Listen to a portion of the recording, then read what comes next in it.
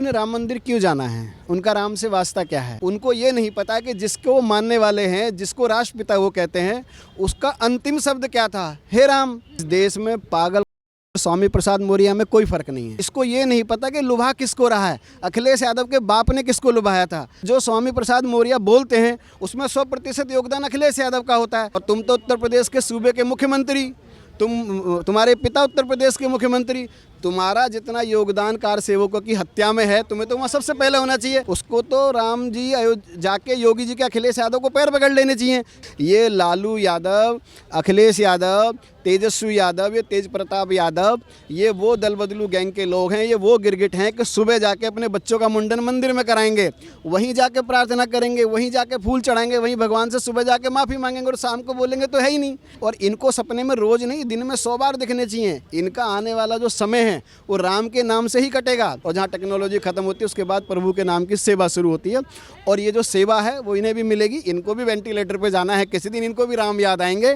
कल कांग्रेस पार्टी पे निमंत्रण नहीं था तो हमें बुला नहीं रहे, अब बुला लिया तो हम जा नहीं रहे। अरे तुमको नहीं जाना था तो चुपचाप बैठ जाना चाहिए था। थोड़ी बहुत जो बची कुछ इज्जत है उसे काहे मिट्टी में मिला रहे हुए। ये सब जाके अकेले में गिड़गिड़ाना चाहते हैं कि राम जी, राम लला जी, हमसे गलती हो गई। हम दूसरे के सामने माफ़ी नहीं मांग पाए क्योंकि हमने जो किया वो सबने देखा। संदेश यादव जी, 2024 के चुनाव जो है वो नजदीक हैं और अभी कुछ ही घंटों में जो है वो राम मंदिर की प्राण प्रतिष्ठा होने जा रही है, जिसको लेकर लगातार जो है वो सवाल उठाए जा रहे हैं। जिस तरीके के आरोप आज मोदी सरकार पर लगाए जा रहे हैं, क्या लगता है राम मंदिर के मुद्दे को लेकर लगातार सवाल उठाने वाले लोग जो हैं राम मंदिर जाएंगे? नहीं, उन्हें राम मंदिर क्यों जाना है? उनका राम से वास्ता क्या है? उन्होंने राम के लिए किया क्या? उनका राम से कोई वास्ता थोड़ी है। जिस आदमी ने, जिस पार्टी के नेताओं ने सुप्रीम कोर्ट में हलफनामा दिया कि राम काल्पनिक है तो राम उन्हें बुलाएंगे क्यों? उनका राम से वास्ता क्या है? उनका राम में अस्तित्व क्या है और राम को समझते क्या हैं? उनको ये नहीं पता कि जिसको वो मानने वाले हैं, जिसको राष्ट्रपिता वो कहते हैं, उसका अंतिम शब्द क्या था? हे राम। उसकी समाधि पे हे राम लिखा। जिस राष्ट्रपिता महात्मा गांधी ने इस देश के लिए 0% काम नहीं किया, वो मरते मरते हे राम का नाम लिया। तुम क्या देख रहे हो? तुम्हें कैसे राम अपनाएंगे? तुम्हारी क्या संस्कृति है? तुमने इस देश के कल्चर को क्या दिया? 70 सालों में देश को किसने बांटा? भाजपा तो आ जाए, मोदी तो आ जाए ना। तुमने इस देश को दिया क्या है? जब तुमने इस देश में रह के एक सुप्रीम कोर्ट में एक हलफनामा दे दिया, आप एफिडेविट दे रहे हैं। सनातन संस्कृति, हजारों साल पुराना इतिहास, इस धरती के कड़ कड़ में, आपके जीवन के पल पल में, हमारी आत्मा से लेके हमारे वजूद तक हर चीज़ में राम है। कहाँ ढूंढेंगे हम राम को? कहाँ से निकालोगे आप राम को? कैसे कहोगे आप काल्पनिक थे? नहीं थे। आपने जिस चीज़ को दुनिया के सामने साबित करने की कोशिश की कि राम काल्पनिक थे तो आज वो जिंदा हो गए। अब आप जिसको ये कह रहे हैं कि आप हैं ही नहीं और वो पैदा हो जाए तो कैसे चलेगा? 500 साल से क्या लड़ाई इस देश में हो रही थी? अगर राम काल्पनिक थे तो 500 साल क्यों लगे? और 500 साल बाद सुप्रीम कोर्ट ने कैसे माना कि राम है? तो उनका राम से क्या लेना देना है? मेरा एक सवाल ये भी है कि देखिए, जिस तरीके से स्वामी प्रसाद मौर्य जो कि समाजवादी पार्टी का हिस्सा हैं और वो लगातार सनातन को लेकर प्रहार करते हैं और उनको लेकर अखिलेश यादव कुछ नहीं कहते, पर आज वो भी कह रहे हैं कि राम मंदिर जाएंगे पूरे परिवार सहित, तो क्या कहेंगे? क्या ये राजनीतिक पॉलिटिकल स्टंट है? इस देश में पागल स्वामी प्रसाद मौर्य में कोई फर्क नहीं है। पागल का वजूद है, को पागल है, आप उसको देख के बचेंगे। ये तो सामने से पागल हो जाता है आदमी। इसको ये नहीं पता कि लुभा किसको रहा है। अखिलेश यादव के बाप ने किसको लुभाया था? कार सेवकों पे गोली किसने चलवाई थी? उसके बाप ने चलवाई थी, अखिलेश यादव के बाप ने। तो जो उन्होंने कार सेवकों पे गोली चलवाई सिर्फ इस बात के लिए कि वहाँ परिंदा भी पर नहीं मारेगा, आज वहाँ क्या पर मारा है जी? और स्वामी प्रसाद मौर्य किसको समझाने की कोशिश कर रहे हैं, किसको फ़ायदा दिलाने की कोशिश कर रहे हैं? भाजपा से निकलने के बाद स्वामी प्रसाद मौर्य ने हर मंच पर भाजपा को गाली दी, सनातन को गाली दी। क्या मिला? अब स्वामी प्रसाद मौर्य पे है क्या? कुछ भी नहीं है। तो सनातन संस्कृति को बदनाम करके 4 चैनलों पे बैठना और अखिलेश यादव के सामने मस्का लगाना, यही तो स्वामी प्रसाद मौर्य का काम। और जो स्वामी प्रसाद मौर्य बोलते हैं उसमें 100% योगदान अखिलेश यादव का होता है। अखिलेश यादव एक डिप्लोमेसी खेलते हैं कि भाई मुझे अच्छा रहना है, तुम बोलो तो तुम कल को कोई बात होगी तुम पे चली जाएगी। तो अखिलेश यादव की जो प्लानिंग है वो क्या है? जो तुम सदियों से करते आ रहे थे, सालों से तुम्हारे बाप दादाओं ने किया, वही तो तुम कर रहे हो। नहीं तो स्वामी प्रसाद मौर्य की हिम्मत कि एक शब्द भी बोल जाए। तो इसलिए इस देश में पागल स्वामी प्रसाद मौर्य को बराबर में अगर खड़ा कर दिया जाए। यादव ने मना किया, वो भी जा रहे हैं राम मंदिर, कह रहे हैं हम पूरे परिवार को लेकर। अब जाएंगे ना, अब क्यों नहीं जा रहे? 22 जनवरी को जाना चाहिए। पहले कह रहे हैं कि हमें आमंत्रण नहीं मिला, अब तुमको आमंत्रण मिलता है तो तुम कहते हो हम व्यस्त हैं। फिर तुम्हारी पत्नी कहती जी मैं तो राम को मानती हूँ, तो डिम्पल यादव ने कहा मैं तो राम भक्त हूँ, मैं राम को मानती हूँ। तुम्हारा राम मंदिर जाने का प्रोग्राम बन गया। और तुम तो उत्तर प्रदेश के सूबे के मुख्यमंत्री, तुम्हारे पिता उत्तर प्रदेश के मुख्यमंत्री, तुम्हारा जितना योगदान कार सेवकों की हत्या में है, तुम्हें तो वहाँ सबसे पहले होना चाहिए। तुम्हारे लिए तो गंगा नहाने से बड़ा सौभाग्य है सरयू नहाना, कि तुम्हारे पिता पे, तुम्हारी पार्टी पे जितने आरोप लगे हैं उन्हें गंगा की जगह सरयू में स्नान। चुनावों को देखते हुए ये फैसला लिया? किस बात का फैसला चुनाव से? ये चुनाव की लड़ाई है। 500 साल से कौन सी लड़ाई चल रही थी? कौन से चुनाव थे 500 साल से? 500 साल से कौन सी संस्कृति की लड़ाई थी? मोदी जी राम मंदिर में प्राण प्रतिष्ठा करने जा रहे हैं भगवान राम की, सारी पार्टियां उसको राजनीतिक प्रोग्राम कर रही हैं। क्यों ना करें? उनको पता है कि उन्होंने पूरे जीवन क्या किया। 75 साल की लड़ाई तो हमारे सामने है। मैं भी राम जन्मभूमि के केस में सुप्रीम कोर्ट में रहा हूं, मैंने भी वो लड़ाई आंखों से देखी है अपनी।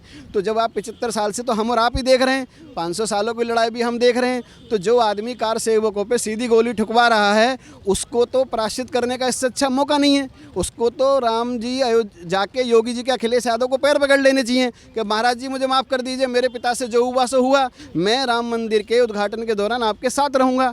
इससे अच्छा समय क्या हो सकता है अखिलेश यादव के लिए? देखिए यादव जी, आप कह रहे हैं कि अखिलेश यादव को राम मंदिर जाना चाहिए, योगी जी से माफ़ी मांगना चाहिए, और जिस तरीके का 1992 में कृत्य हुआ था उस तमाम चीज़ों की माफ़ी मांगनी चाहिए। पर आज भी कुछ लोग जो हैं वो राम मंदिर को लेकर राजनीति करते हैं। लालू यादव के बेटे ने तो ये तक कह दिया कि राम मंदिर बन रहा है, उससे कोई फ़ायदा नहीं है, जब आपको भूख लगेगी तो आप राम मंदिर नहीं जाएंगे। और छोटे बेटे तेज प्रताप यादव ने ये कहा कि राम मंदिर बनने से, यानी कि राम मंदिर को लेकर उन्होंने ये कहा कि मेरे को जो है सपना आया, राम जी ने कहा कि वो 22 तारीख को राम मंदिर आ ही नहीं रहे हैं। एक तरफ जो है यादव जो ये कहते हैं कि हम श्री कृष्ण के जो है वंशज हैं, वही दूसरी तरफ राम जी का इस तरीके से लगातार इस तरीके से विवादित बयान देना। मुझे तो ये नहीं पता ये कौन से यादवों के वंशज हैं, यादव समाज में पैदा कैसे हो गए, तो आज तक यही नहीं पता लगा। राम आपके सपने में आते हैं और वो कहते हैं हम अयोध्या नहीं आएंगे। पूरी दुनिया सालों से देख रही कि राम अयोध्या में ही जन्म लिए, अयोध्या में ही पैदा हुए, अयोध्या में ही राज किया, अयोध्या से सरयू से वैकुंठ चले गए। आपको सपने में राम आते हैं, इस देश में किसी को राम नहीं आते। इसका मतलब मोदी जी से राम जी ने 1000 बार आके कहा होगा कि बेटे मैं वहीं पैदा होऊंगा, वहीं मैं रहूँगा, मेरा मंदिर वहीं बनेगा और उसका श्रेय तुझे मिलेगा। ये लालू यादव, अखिलेश यादव, तेजस्वी यादव, ये तेज प्रताप यादव, ये वो दल बदलू गैंग के लोग हैं, ये वो गिरगिट हैं कि सुबह जाके अपने बच्चों का मुंडन मंदिर में कराएंगे, वहीं जाके प्रार्थना करेंगे, वहीं जाके फूल चढ़ाएंगे, वहीं भगवान से सुबह जाके माफ़ी मांगेंगे और शाम को बोलेंगे तो है ही नहीं। इनका क्या है? अब देखिए राम जी उनके सपने में आए कि 22 जनवरी को मैं आ नहीं रहा हूँ, तो सरकार गिरने की तैयारी हो गई ना, खेल शुरू हो गया ना। तो क्या क्या कहने की कोशिश कर रहे हैं तेजस्वी यादव या तेज प्रताप यादव? अखिलेश यादव के सपने में भी तो आए थे ना भगवान, तो आए थे ना। तो आज 70 साल के इतिहास में देश का एक पहला प्रधानमंत्री मथुरा जाता है और मथुरा का विकास शुरू हो जाता है। सपने में अगर राम आ रहे हैं, श्याम आ रहे हैं, तो ऐसे आने चाहिए ना। आप विकास कराइए ना, आप ये कह रहे राम है ही नहीं। और इनको सपने में रोज़ नहीं, दिन में 100 बार दिखने चाहिए। इनका आने वाला जो समय है वो राम के नाम से ही कटेगा। यादव और मुस्लिमों की राजनीति करने वाली पार्टियों पर क्या यादव इस बार भरोसा करेगा? जिस तरीके से भगवान राम को लेकर इस तरीके से टिप्पणी की जा रही है या राम मंदिर पर टिप्पणी की जा रही है, चाहे फिर वो अखिलेश यादव हो या लालू यादव के बेटे। इस देश में मुसलमानों को ये किसने बताया कि तुम्हारी पार्टी कौन सी है? कांग्रेस ने बताया, समाजवादी ने बताया, ओवैसी ने बताया। भाईचारा किसने बनाया? भाई को चारा कौन बनाया? ये जो राजनीति हुई, जो राजनीति इन लोगों ने की है, वही तो हम और आप भुगत रहे हैं। अगर देश की संस्कृति सनातन से चलती है, सनातन हमें क्या बताता है कि किससे हमारा क्या नाता है, कौन मेरी बहन है, कौन मेरी बेटी है, कौन मेरी माँ है, कौन मेरा पिता है, कौन मेरा बेटा है, ये कौन बताता है? ये सनातन संस्कृति बताती है। और आप जब उस सनातन संस्कृति को मानते हैं, मंच पे खड़े होकर आप अपने मंच पे मुसलमानों के पक्ष की बात करते हैं, हिंदुओं की खिलाफत की बात करते हैं, राम मंदिर की खिलाफत की बात करते हैं। आज अयोध्या की जीडीपी देखिएगा, आने वाले समय में अयोध्या में क्या विस्तार होगा वो देखिएगा। अयोध्या के लोगों को क्या मिलने जा रहा है। 3 साल पहले अयोध्या क्या थी और आज अयोध्या क्या होने जा रही है। तो अयोध्या में जो निवासी हैं, सरकार कैसे काम करती है, तंत्र कैसे काम करता है, लोग कैसे काम करते हैं, लोगों की आर्थिक मदद कैसे होती है, लोगों को रोजगार कैसे मिलता है। जिस होटल को 400 रुपये में कोई लेने वाला नहीं था, आज वो 20,000 में बुक हो रहा है। जिस रोड पर जाने के लिए लोग नहीं थे, आज में इतना 228 5 स्टार होटल कंपनियों ने अपनी एप्लीकेशन डाली है कि हम अयोध्या में काम करना चाहते हैं। विकास किसको कहते हैं? और रही बात सनातन संस्कृति और मंदिर के और अस्पताल के बीच की, तो जब अस्पताल और हमारी मेडिकल व्यवस्था और इस देश के पढ़े लिखे डॉक्टर जब हाथ खड़े कर देते तो क्या कहते हैं पेशेंट से और उसके परिवार वालों से? अब भगवान की प्रार्थना करिए, अब इसको भगवान बचा सकते हैं, हम नहीं बचा सकते हैं। तो जहाँ साइंस और जहाँ टेक्नोलॉजी ख़त्म होती है उसके बाद प्रभु के नाम की सेवा शुरू होती है। और ये जो सेवा है वो इन्हें भी मिलेगी, इनको भी वेंटिलेटर पे जाना है किसी दिन, इनको भी राम याद आएंगे, ये कहेंगे कि हमने किया क्या है, तो वो इनके साथ होना है। और वो उसी के लिए अपने लिए पहले ही जो छोटा मोटा पूरा जीवन भगवान की सेवा में लगाना चाहिए, कड़ कड़ कड़ पल पल पर लगा के आदमी प्रभु से नाता जोड़ता है। जब आपका अंत समय आएगा तो आप भगवान से हाँ मुँह फाड़ के ऊपर को देख रहे होंगे तो वो देखने भी नहीं आएंगे। तो ये जो संस्कृति की लड़ाइयाँ हैं इस देश में, उस संस्कृति की लड़ाई को राजनीतिक विचारधारा के साथ नहीं जोड़ना चाहिए। राजनीति अपनी जगह है, तंत्र अपनी जगह। नरेंद्र मोदी जी राम मंदिर को लेकर कौन सी राजनीति कर रहे हैं? मुझे लगता है कोई राजनीति नहीं हो रही। देश का प्रधानमंत्री, उसको दिक्कत है कि आखिरकार प्रधानमंत्री जो हैं वो प्राण प्रतिष्ठा क्यों कर रहे हैं, और उसमें पूरा ही विपक्ष शामिल है जो लोकसभा में ये कह रहा है कि इस बार मोदी सरकार को उखाड़ फेंके। नहीं, इनके कहने से उखड़ जाएगी। इस बार लोकसभा में बीजेपी की 400 सीट आएंगी। इनको पता ही नहीं है 3 राज्यों में क्या किया लोगों ने। आप संस्कृति को समझिए, आप लोगों की विचारधारा को समझिए कि लोगों की विचारधारा क्या है। अगर ये हाल था तो ओवैसी की सीट क्यों नहीं बढ़ी? बीजेपी की कितनी सीट बढ़ी? तेलंगाना के अंदर 3 राज्यों में कांग्रेस पार्टी साफ हो गई। भारत जोड़ो यात्रा ने कितने लोगों को जोड़ दिया, भारत न्याय यात्रा कितने लोगों को न्याय दिला देगी। तुम देश को दिखाने की क्या कोशिश कर रहे हो? बच्चे लोग पढ़े लिखे हैं, युवा पढ़ा लिखा है, वो सब जानता है कि तुम क्या पट्टी पढ़ा रहे हो और क्या समझा रहे हो। सीधी सीधी बात, संस्कृति की बात करिए, सनातन की बात करिए, राष्ट्र की बात करिए। और मोदी बाद में प्रधानमंत्री हैं, पहले सनातनी हैं। एक सनातन संस्कृति से आने वाला व्यक्ति, किसी भी धर्म से आने वाला व्यक्ति कोई भी काम करता अपने धर्म का सम्मान तो करता है। पार्लियामेंट देश की थी, पार्लियामेंट का जब उद्घाटन हो रहा था, किस धर्म का संत वहाँ नहीं थे, किस धर्म के मौलवी नहीं थे, क्या क्रिश्चियन नहीं थे, पारसी नहीं थे, बौद्ध नहीं थे, जैन नहीं थे? कौन सी ऐसी संस्कृति थी जिस संस्कृति के लोग वहाँ पूजा नहीं किए? माननीय प्रधानमंत्री ने सबको बिठाया, क्योंकि लोकतंत्र का मंदिर है, वो सबका मंदिर है। सनातन संस्कृति का मंदिर है तो देश का प्रधानमंत्री ही पूजा करेगा ना, देश का प्रधानमंत्री ही प्राण प्रतिष्ठा करेगा। ये सब लोगों की बौखलाहट है, इन्हें मौका नहीं मिल रहा है। आज आप मौका दे दीजिए। कल कांग्रेस पार्टी पर निमंत्रण नहीं था तो हमें बुला नहीं रहे, अब बुला लिया तो हम जा नहीं रहे। अरे तुमको नहीं जाना था तो चुपचाप बैठ जाना चाहिए था। थोड़ी बहुत जो बची कुछ इज्जत है उसे काहे मिट्टी में मिला रहे हो? ये कह देते कि भाई हम थोड़ा व्यस्त हैं या जो भी है करेंगे। आज जो जितना खुल के विरोध जो इस देश में हो रहा है, देश का युवा 1/3 हो गया है। देश के युवाओं को पता लग गया कि इन्होंने आज तक हम पे जो राज किया हिंदू मुस्लिम करके किया। अब हिंदू मुस्लिम सब समझ चुके हैं देश को किस विचारधारा से जोड़ना है, और उस विचारधारा की लड़ाई है। और प्रधानमंत्री जो विश्व का सबसे बड़ा मंदिर हम देश में देख रहे हैं, आप देखिएगा इस देश की अर्थव्यवस्था को, उत्तर प्रदेश की अर्थव्यवस्था को, इस देश के टूरिज्म को कितना फ़ायदा, अरबों खरबों का फ़ायदा होगा। आज ही तो आप कह रहे हो अस्पताल में क्या होगा? अस्पताल में तो आप देख के आ रहे हैं, भगवान के दर्शन करने जाएंगे। भगवान क्या कहते हैं, जब समय समय पर आप मेरे पास आओगे तो ऐसी व्यवस्था क्यों होगी?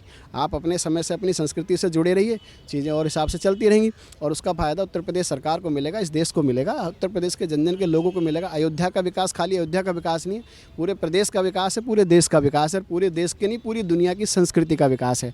आज अयोध्या यहाँ है, कल अयोध्या विश्व मानचित्र पे इतनी बड़ी चीज़ बन के उभरेगा। और ये सब जाएंगे, ये सब जाके अकेले में गिड़गिड़ाना चाहते हैं कि राम जी, राम लला जी, हमसे गलती हो गई, हम दूसरे के सामने माफ़ी नहीं मांग पाए क्योंकि हमने जो किया वो सबने देखा, तो हमें अकेले में माफ़ कर दे। से बहुत सारे बच्चे ऐसे होते हैं ना, माँ मुँह पर चांटा मारती है और बच्चा जाकर रात में चुप पैर पकड़ लेता, मम्मा गलती होगी, चलो कंप्रोमाइज़ कर लेते हैं। यही इन लोगों के साथ होना, जाना इनको सबको है क्योंकि उनके बिना इनका वजूद नहीं बचेगा। और हे राम जब तक ये बोलेंगे नहीं, ये सही नहीं होंगे। आज 400 सीट आएंगी भारत सरकार में, भारत में बीजेपी की सरकार बन रही है। बीजेपी और नॉन बीजेपी की कोई बात नहीं है, राष्ट्र एक हो रहा है, राष्ट्र का युवा एक हो रहा है, सब जुड़ रहे हैं। अभी देखिए कहाँ बीजेपी होगी, कहाँ विपक्ष होगा। और ऐसी न्याय यात्रा निकालेंगे तो पता लगा न्याय करते करते खुद न्याय से बाहर हो जाएंगे। देश के एक राहुल गांधी आसाम में यात्रा निकाल रहे हैं और प्रदेश के मुख्यमंत्री को देश का सबसे भ्रष्ट मुख्यमंत्री बना रहे हैं। तो ये सब विचारधारा नहीं होनी चाहिए। राम मंदिर राष्ट्र का मंदिर है, राष्ट्र के मंदिर के साथ हमें कोई भी व्यवस्था ऐसी नहीं बनानी जिसको राजनीतिकरण नहीं करना चाहिए। सबको जाना चाहिए, सबके राम है, तेरे भी राम है, मेरे भी राम है। जय श्री राम।